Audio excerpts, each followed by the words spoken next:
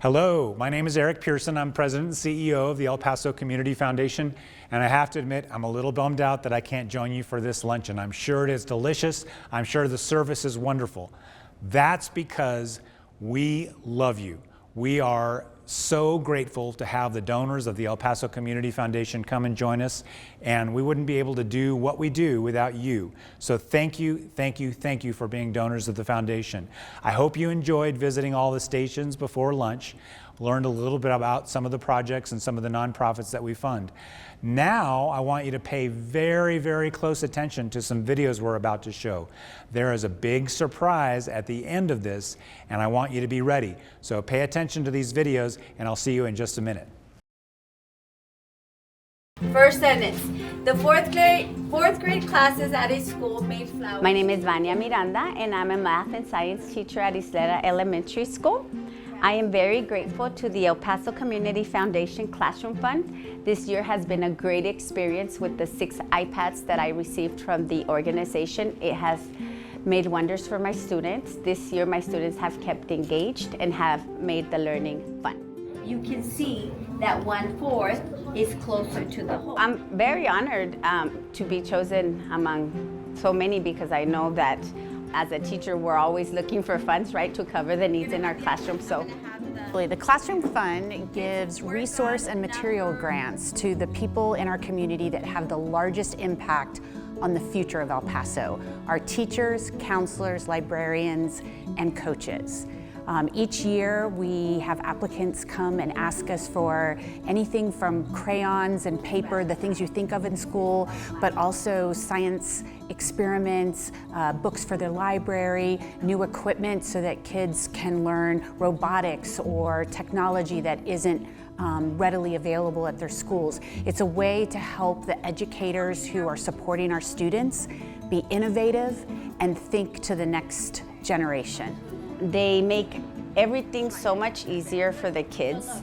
They log in, they use them, they maintain themselves engaged in the learning. And not only that, but it has helped my special ed population because it just relieves a lot of stress from the actual handheld manipulative.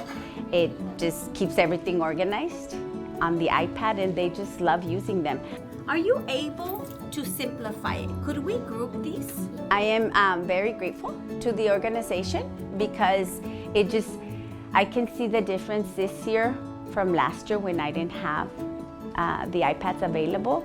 It just makes the teaching fun, and I can see the kids learning in a more engaged manner. Which one's closer to the home? It has mainly impacted my small group teaching because that's where I can see them, like what they're pointing at, what they're moving, and it just saves the space and everybody's engaged and on it.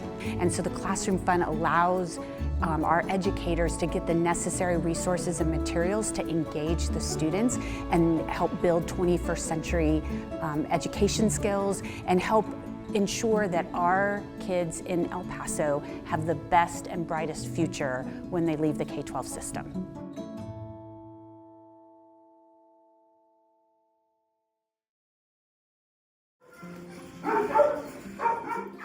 I'm really excited to introduce a new project that we have here at the El Paso Community Foundation, and it's in an area that we feel really passionately about, and that is animal welfare. Hi, cutie!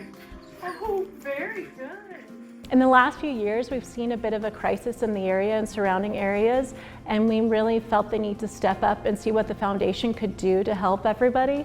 In 2024 alone, over 25,000 animals entered the shelters and rescues here. So you can imagine that puts a lot of stress and strain on these organizations, on volunteers, on employees, on budgets when you're working at double and triple the capacity that you usually do. So we really wanted to help out those people that are helping and the families along the way and keep pet families together. We really think that when families can keep their animals safe, happy, healthy, it improves the quality of life in the community. Because of all this, the El Paso Community Foundation tried to figure out a way that we could really help the community. And we found three main ways through the Borderland Rescue Fund to do that.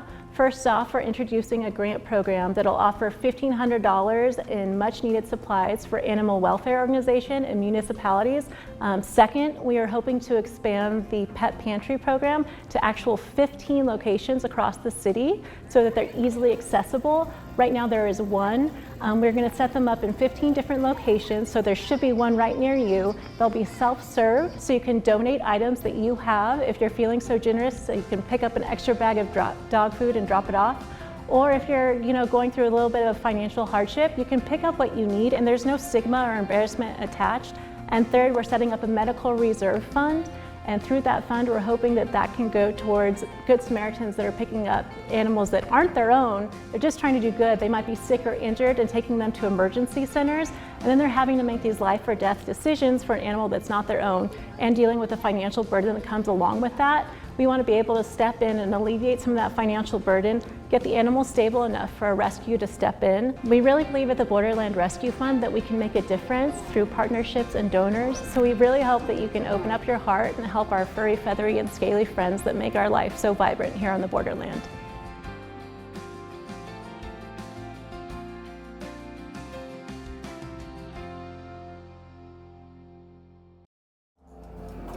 The Puente News Collaborative is supported by the El Paso Community Foundation, and we provide news content about the border, for the border, and beyond the border. By that I mean we provide news for local news organizations, national organizations, and international. And stories about the border on both sides. There are many areas along the border that are considered news deserts. And by that I mean there are no newsrooms, there are no journalists. I work most of my career for the Dallas Morning News, and for a long time I was the only journalist covering the border in Dallas. So when I left the Dallas Morning News, I got this amazing opportunity to continue writing about the border, writing about Mexico. It's incredibly exciting. It's really an amazing moment when I wake up and I realize I'm leading this effort, and I'm being able to work with a younger journalist and then place that story in several publications all over the country and in Mexico is a hell of a feeling. That's why I keep saying, Puente is my love letter to El Paso and to the border. The El Paso Community Foundation is funding Puente, so really appreciative of that. I think the fact that Eric Pearson, who's the president of the foundation, is a former journalist, but once a journalist, you can't ever say a former journalist. But I think he gets it, and that's a big plus for me. That he's not really involved with Puente. He kind of lets me run the show, but knowing that there's a person who's on top of the thing, who's a journalist, I think is really gratifying. It's important for me to know that there's a journalist on the funding side who knows how important the mission is.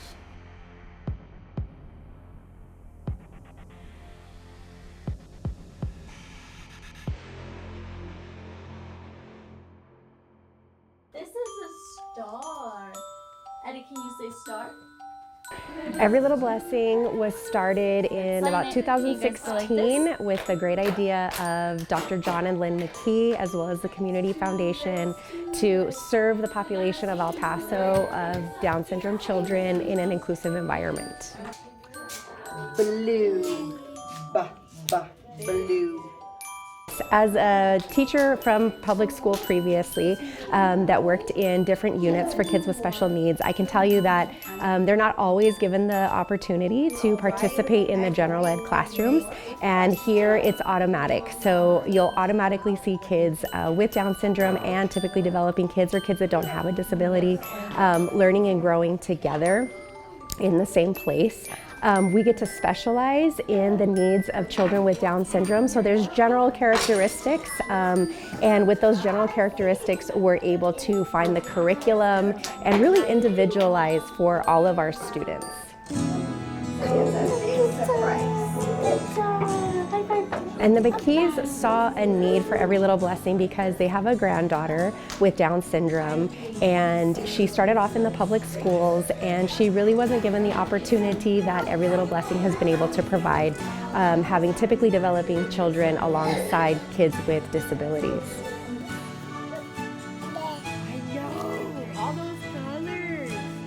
We expect to a certain extent for them to have some delays, and the younger they are, the less evident those delays are. If you see a crocodile, don't forget to. So if we can start them off very early, we have the chance to give them the foundation that they need so that that gap is shortened. And so when they enter into the public school system, we've already established a great foundation with them to keep them able to participate with their peers. And not everybody has the financial ability to participate, and so with our scholarship funds, we're able to invite families that might not be able to participate at all if we weren't able to give them a scholarship.